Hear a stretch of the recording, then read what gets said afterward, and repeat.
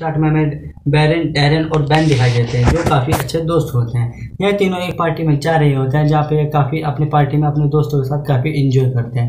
Enjoy करने के बाद बैन देखता है कि उनके साथ उनका दोस्त रीड नहीं है, जिसे यह चारों तरफ देखते हैं और कुछ वेट उसको इंतजार करते हैं, लेकिन वह उसका इंतजार करने के बाद और वह उन्हें नहीं मिलता है चारों तरफ, तो वह अपने सोचते हैं कि वह रीड उन्हें बताए बगैर अपने घर वापस चला गया है। तो वह इतना सोचने के बाद वह भी अपनी गाड़ी उठाते हैं और अपने रास्ते के बीच अपने घर चल देते हैं, जहाँ पे काफ़ी सुनसान जगह में रास्ते में उनका दोस्त रीड उनकी गाड़ी के सामने आ जाता है। वह गाड़ी से नीचे उतरते हैं और देखते हैं कि रीड अपने होश में नहीं है बिल्कुल भी।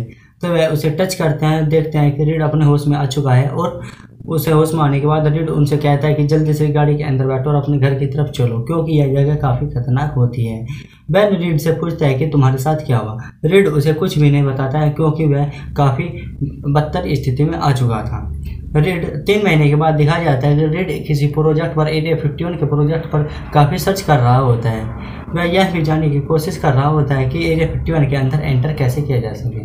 अगले दिन सुबह 3 महीने के बाद जब वह अपने दोस्तों से मिलता है तो वह एरिया 51 की तरफ चलने को कहता है और वह अपने दोस्तों से कहता है कि एरिया 51 कोई यूएसए बेस नहीं है, क्योंकि बल्कि वहाँ एलियन रहते हैं, जिसे वह अपने सभी लोगों को उजागर करना चाहते हैं। तो वह इस तरह करने के बाद आगे चल देते हैं। वह एरिया 51 के अंदर जाने से पहले वह अपने दोस्त जेलिना से मिलता है, जिसके पिता एरिया 51 के अंदर जॉब कर रहे होते हैं। उन्हें जॉब से अचानक से जॉब से निकाल दिया जाता है और 2 दिन बाद उनकी हत्या हो जाती है। हत्या यह किसी को पता नहीं चलता कि जेलिना के पिता की हत्या किसने की, लेकिन जेलिना के पिता अपनी बेटी से हत्या होने से पहले कह देते हैं कि वे अपने सारे डॉक्यूमेंट्स को किसी को ना बताए और सारे डॉक्यूमेंट्स छिपा दें, क्योंकि एरिया 51 की टीम जेलिना के घर आई थी उनके पिता के सारे डॉक्यूमेंट्स लेने के लिए। वह इस तलाश में उन्हें कुछ नहीं मिलता है क्योंकि जेलिना अपने सारे डॉक्यूमेंट्स छुपा देती है। तो सबसे पहले जेलिना उन डॉक्यूमेंट्स को अपने तीनों दोस्तों रीड, डैन, बैरन और रीड से दिखाती है, जिसमें उन्हें बहुत सारी इन्फॉर्मेशन मिल जाती है। उन्हें सब कुछ समझ आ जाता है, साथ ही साथ उन्हें एरिया 51 के अंदर का मैप भी मिल जाता है, जिससे वह सब कुछ समझ जाता है कि कैसे उन्हें कहाँ करना है, कैसे 51 के अंदर एंटर करना है, कैसे उन्हें क्या करना है। लेकिन उनके आगे एक और समस्या सोल्यूशन बन के खड़ी रहती है कि उन्हें एरिया 51 के अंदर जाने के बाद वह उन गेट्स को कैसे खोलेंगे जो कि उनके कंप्यूटर्स दिमाग से लगे रहते हैं। इतना करने के बाद रीड और वह एक एम्प्लॉय के घर घुस जाते हैं जो कि एरिया 51 के अंदर जॉब कर रहा होता है। वह रात को उसके घर के अंदर चले जाते हैं और वहां से उसका आईडी कार्ड चोरी से चुरा लेते हैं। इतना करने के बाद वह वापस अपने एरिया 51 के पास उस पहाड़ी के पास आ जाते हैं और उस पहाड़ी के पास आने के बाद रीड अपने दोनों दोस्तों से बताता है कि इस पहाड़ी के पास एरिया 51 की स्टार्ट होता है। एरिया 51 स्टार्ट होता है तो वहाँ से एक मोटर लेते हैं। मोटर लेने के बाद वे वहाँ पे कुछ लोगों से, उस रहने वाले लोगों से उनसे इन्फॉर्मेशन पता करते हैं, जहाँ पे उन्हें कुछ लोग बताते हैं कि एरिया 51 के आसपास कुछ लोगों को एलियन देखने को मिला है जिनकी हाइट काफ़ी कम होती है। जो भी उनके सामने जाता है तो वह उसके क्या करने लगते हैं और उस अपने होश वाश खो बैठते हैं, जैसे कि मूवी के स्टार्टिंग में रीड के साथ हुआ था।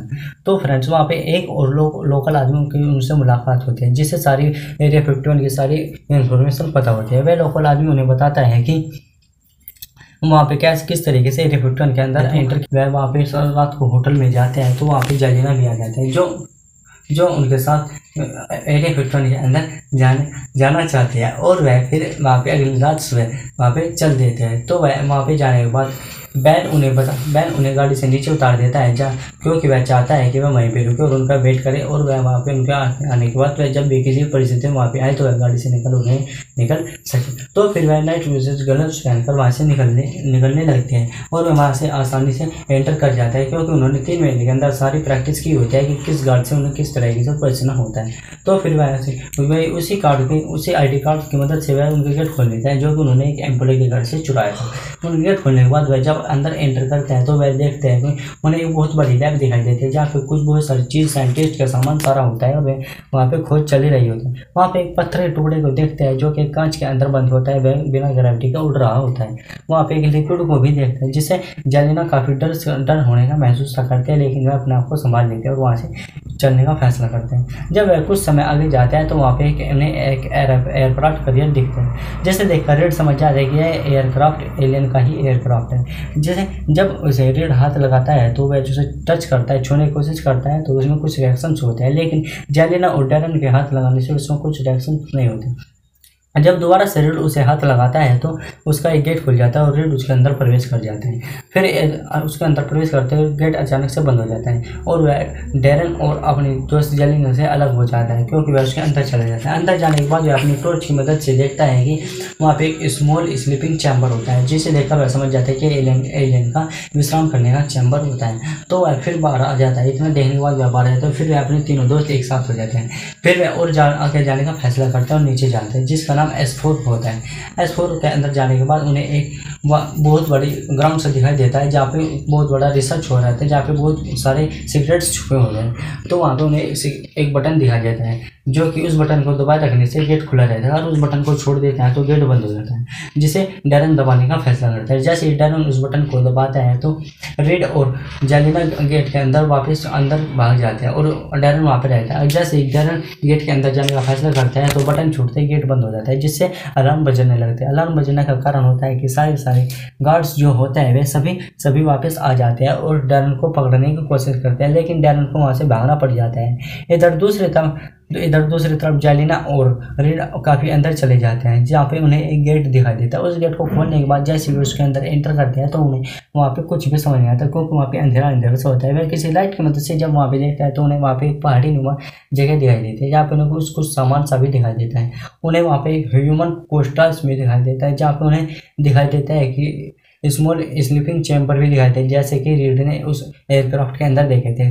फिर वहाँ पे समझ जाता है क्योंकि ये एक एलियन कॉलोनी होती है, जहाँ से वह बैक मुड़ने का फैसला करते हैं। जैसे वे बैक मुड़ने का फैसला करते हैं तो उन्हें किसी चीज़ को पता नहीं उधर क्या हो जाता है, उनके हाथों से कोई चीज़ छू लगती है, टच हो जाता है, तो वहाँ पे एक एलियन जाग उठता है, जहाँ जिससे काफ़ी कुछ सफ़ेद हो जाता है, वाइट उधर मूवी में आगे दिखाया जाता है कि डैरन किसी तरह से सीढ़ी से बचकर ऊपर आ जाता है, जहाँ पे उसके पीछे एलियन पड़ जाता है, जो उसे डैरन को मारने के लिए भागते हैं उसके पीछे। जब डैरन एलियन से बचने के लिए भाग रहा होता है तो वो उसके पीछे एक गार्ड देख लेता है, जिसके कहने से डैरन नहीं रुकता है। इतने में उसे गार्ड उसे कुछ पूछताछ करता है, इतने में एलियन उस गार्ड को जान से मार देता है, जहाँ पे सब कुछ हलचल पड़ जाती है। वहीं दूसरी तरफ जब रीड और जेलिना को दिखाया जाता है तो वह एक सफ़ेद कमरे के रूम के अंदर चैम्बर के अंदर बंद हो जाते हैं। जैसे वे निकलने की कोशिश करते हैं, जैसे वे निकलने की कोशिश वहाँ से करता है तो वहाँ पे देखा क्या जाता है कि जेलिना किसी अजीब शक्ति को जेलिना को कोई अजीब शक्ति अपनी ओर आकर्षित कर लेती है, वे ऊपर हवा में उड़ जाते हैं।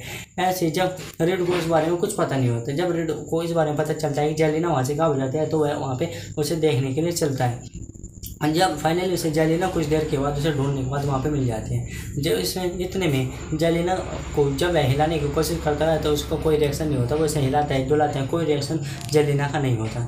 तो रीड को यह समझ आ जाता है कि यह एक एयरक्राफ्ट है जो कि यहाँ से टेक ऑफ कर रहा है, क्योंकि वहाँ का ग्रेविटी बल बिल्कुल एकदम खत्म हो चुका था, वह हवा में उड़ने लगते हैं।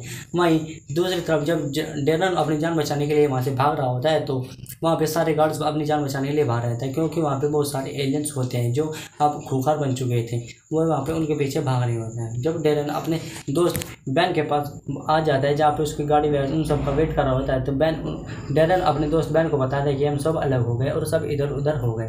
तो वहाँ पे जब ये गार्ड सारे भाग रहे होते हैं तो उन्हें एक कैमरा मिला होता है, जो कि उसमें सब कुछ रिकॉर्ड होता है। यह कैमरा रीड के हाथों से छूटा हुआ था, जो कि एयरक्राफ्ट का टेक ऑफ के दौरान उसके हाथ से छूट जाता है। वहाँ पे उनको वह कैमरा मिल जाता है और उसमें वह सारी जानकारी उन्हें प्राप्त हो जाती है, जिससे उन्हें पता चल जाता है कि ये 3-4 लोग थे जो कि किसी की खोज में निकले थे। और यहीं पे आगे चलकर जब डैरन अपने दोस्त बैन को बता रहा होता है कि यह सारी इन्फॉर्मेशन, तो डैरन को एक एयरक्राफ्ट करियर दिखाई देता है, तो वह गाड़ी से नीचे उतरता है, ऊपर की तरफ देता है, जिसे कोई आकर्षित शक्ति अपनी ओर खींच लेते हैं, जो कि वो रीड की तरफ चले जाते हैं। तो फिर बैन यह सब देखकर डर जाता है और बैन जब भी अपनी गाड़ी तेज़ी से स्टार्ट करता है तो उसकी गाड़ी तेज़ी से स्टार्ट नहीं होती। इतने में उसे भी कोई अजीब सी शक्ति अपनी ओर आकर्षित कर लेते हैं। अब यह इन चारों को एलियन ने अपने अपहरण कर लिया था। इन चारों को एलियन ने अपने अंदर एक आकर्षित शक्ति दे दी थी, क्योंकि जो वे कहने वाले थे वही वो करने वाले थे। और यहीं पर यह मूवी समाप्त हो जाती है, क्योंकि